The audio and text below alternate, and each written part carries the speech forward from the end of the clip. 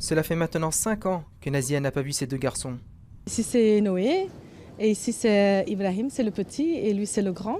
Et en fait on était partis à une fête et on s'était vraiment bien amusé ce jour-là. En juillet 2017, alors que Nazia est en instance de divorce mais en bon terme avec le père de ses enfants qui vit à Dubaï, celui-ci insiste pour voir les 2 garçons, âgés alors de 8 et 6 ans. Une demande que Nazia accepte. Il n'y a rien qui présage qu'il n'y aura pas de retour en fait. Donc du coup j'envoie les enfants avec mon beau-frère, son frère.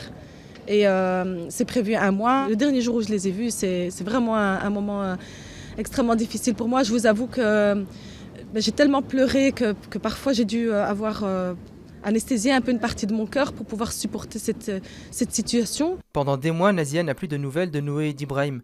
Elle porte donc plainte pour enlèvement, en obtient la garde exclusive et un mandat d'arrêt international est émis contre son ex-mari, alors qu'un juge tente de rétablir le contact. Et à ce moment-là, il m'a bien accordé que 5 minutes tous les jeudis.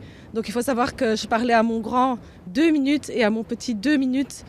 Une seule fois par semaine, il n'y avait aucune communication spontanée entre nous. Et c'était à chaque fois des appels en fait, téléphoniques. Il n'y a jamais eu de visioconférence. Depuis le 17 juin 2021, je n'ai plus aucune nouvelle de mes enfants. Aujourd'hui, cela fait 10 mois que Nazia n'a plus parlé à ses garçons et n'a plus que des souvenirs pour se consoler. La situation de cette jeune femme est d'autant plus compliquée que les Émirats arabes unis n'ont pas signé la Convention de La Haye, qui a pour objectif de favoriser la coopération entre les États concernant l'enlèvement des enfants. Il reste donc un dernier espoir pour cette maman.